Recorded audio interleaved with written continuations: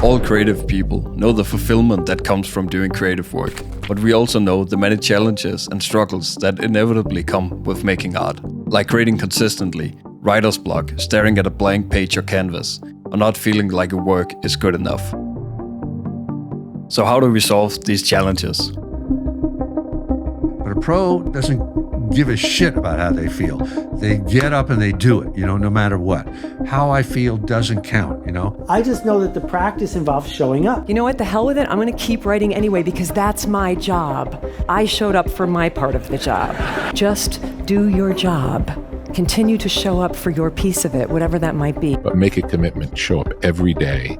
Something good will eventually come from that practice, whatever it is. If they stick with the process, if they stick with it, they end up doing amazing things. If you were able to improve by 1% each day for an entire year, and those gains compound, you would end up 37 times better at the end of the year. One day building upon another towards a goal. That the practice says the outcome matters, that's why I'm here, it's why it's work. But no, I'm not sacrificing the practice. All I can do is merely do this work. You're gonna be really bad. You can't tolerate crappy first drafts. You're never gonna get to polished, excellent prose. Work does pay off. You can get better. You can learn more. You can improve. Whenever we begin a new project, we might be excited to get into it. We have so many ideas and can't wait to get started, filled with inspiration and motivation. But then we sit down in front of the computer and stare at a blank scene or page, and suddenly you have no idea where to begin. Maybe you don't even get to the workstation. Maybe you are struggling with sitting down and getting to it in the first place.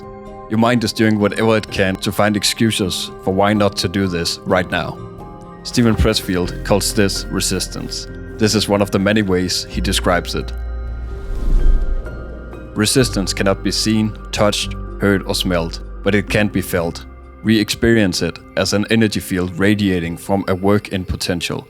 It's a repelling force, it's negative. Its aim is to shove us away, distract us, and prevent us from doing our work. There's a couple of things that I found helpful to get into the mindset of doing the work. I like the author Neil Gaiman's approach.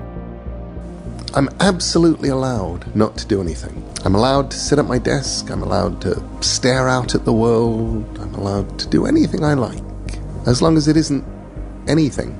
I'm not allowed to do a crossword, not allowed to read a book. All I'm allowed to do is absolutely nothing or write. The idea is that he gives himself permission to do absolutely nothing but write.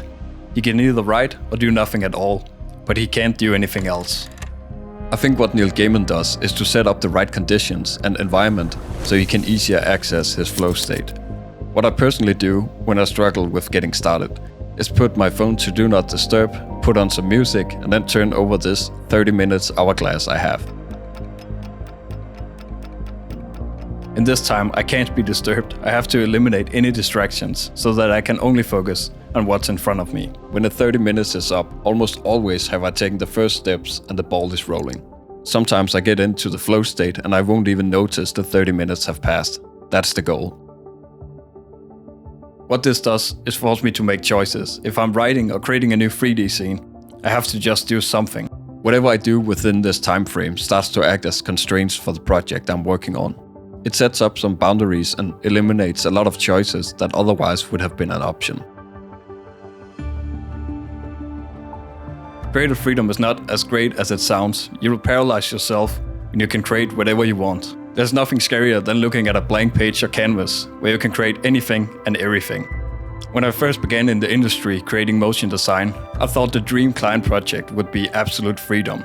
But I really quickly learned that it's a trap. It would always be way harder to develop ideas when I could create whatever I wanted. So now I really embrace constraints. Your own art is different, as there isn't a client or product that sets those constraints.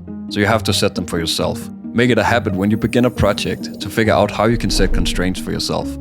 When I have an idea for something, I write it down. I then ask myself questions like, what am I trying to say with this? Who am I saying it to? What do I want the audience to feel? What do I want to feel? What am I trying to convey?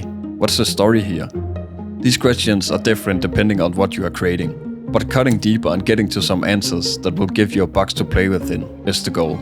The questions don't have to be too deep or answered in detail. They are there in the beginning to act as guidelines so you can get started. You can always go deeper later on. Right now you just need to get going and build momentum. There's no substitute for momentum, and the best way to build your momentum is to do your work regularly. But if you struggle with even getting started on your creative projects, that won't happen. So how do we solve this? Rick Rubin says, setting the bar low, especially to get started, frees you to play, explore, and test without attachment to results. I think one of the biggest issues with getting started is that creative people tend to overjudge and overthink their work. Learning to create without expectations and to see your work as an experiment or play frees your mind. In many of his talks and books, Seth Godin speaks about approaching creativity like being a kid. When you were a kid, you had the ability to create, to play, to invent, to learn without fear of failure or judgment. But as you grow older, the world teaches you to be afraid, to fit in, to avoid making mistakes. The key to unlocking your potential is to get back to that place of fearless creativity. I really tend to overthink and overjudge my work, afraid of what people might think. I try my best to quiet my inner voice and just get to the flow of creating. When I'm in the flow state, I find myself not overthinking things, just creating, without any fear of being judged. Even still, these videos here are incredibly difficult for me to create. But I sit down and write, record and create. I get my ass off my chair and press record on the camera. And my only goal is to get a little bit better with each video. It might suck now, but it will suck less if I keep going. The hard part is putting your ass in the seat, so pat yourself on the back for that. Refinement and judgment comes later. Like Steven Pressfield describes it in the beginning of The War of Art. How many pages have I produced? I don't care. Are they any good? I don't even think about it. All that matters is I've put in my time and hit it with all I've got. All that counts is that for this day, for this session, I have overcome resistance. No writer sits down and writes their book in one setting and then calls it a day. They write something, might be good, might be bad, might even be great, but it doesn't matter. What matters is getting ink on that page. You can always come back tomorrow and iterate on yesterday's work. I have mistakenly brought the way I work with my clients to my personal work, where the pressure is so high because you don't really get a second chance. Chances are, if you fuck it up on a client project, they won't work with you again. This way of working kills art. Art is not a linear process. It takes time and it takes iterations. Just like these YouTube videos. It's a practice for myself to say, these are gonna suck, but I will upload them anyway, because I will reflect and iterate on what to do better on the next one. Art isn't created by creating one piece and then get judged. It comes from thousands of hours and iterations, where you slowly improve and get better. Art is a practice and a process, not a result. We get stuck on a project because what we create isn't good, or it didn't look or sound like we hoped it would. In the Futures interview with Seth Godin, he puts it like this. Writer's block is a myth. Is really the feeling we have when we say we can't write anything that's perfect, that we are certainly capable of writing poorly. No one has writing poorly block. If you want to tell me you have writer's block, first show me all your bad writing. This really hits home with me. I've put so much pressure on myself to only create something that's polished, where I try to live up to this insane standard of my heroes, but I haven't put in the same time as them, yet.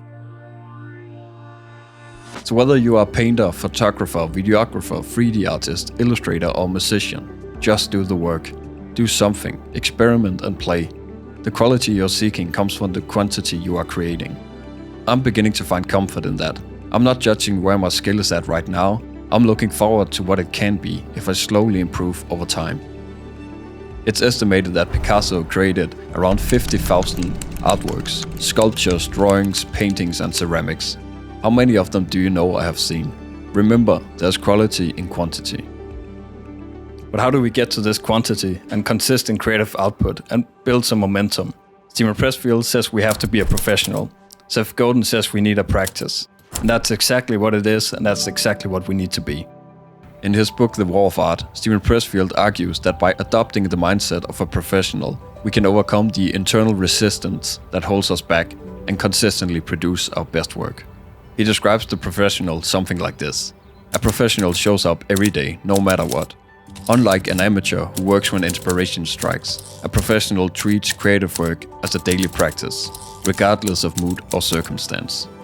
You have to embrace that art sometimes sucks. It's not as glamorous as one might think. It's hard work, it's long hours, and it's a constant practice. But in my opinion, nothing beats it. When we become the professional we strive to be, your art will be transformed, and so will your discipline and work ethic. Doing your work every day is the number one best way to avoid issues with getting started or procrastination. When you don't allow yourself to overthink why you're doing it, how you are doing it, will it be good, will it be bad, but just sit down and do your work. It becomes a part of you, and it will turn into a habit. Art isn't about perfection, or waiting for the creative lightning to strike. It's the act of letting your inner child play and experiment, but still show up as a professional by consistently improving with small steps. It's a practice that takes time, dedication, and patience, but it's well worth the effort, if you ask me. So create a practice and keep creating.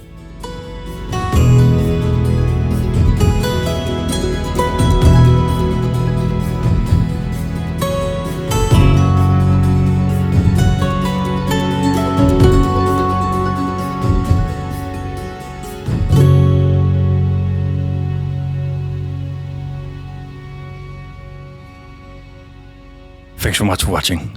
Bye!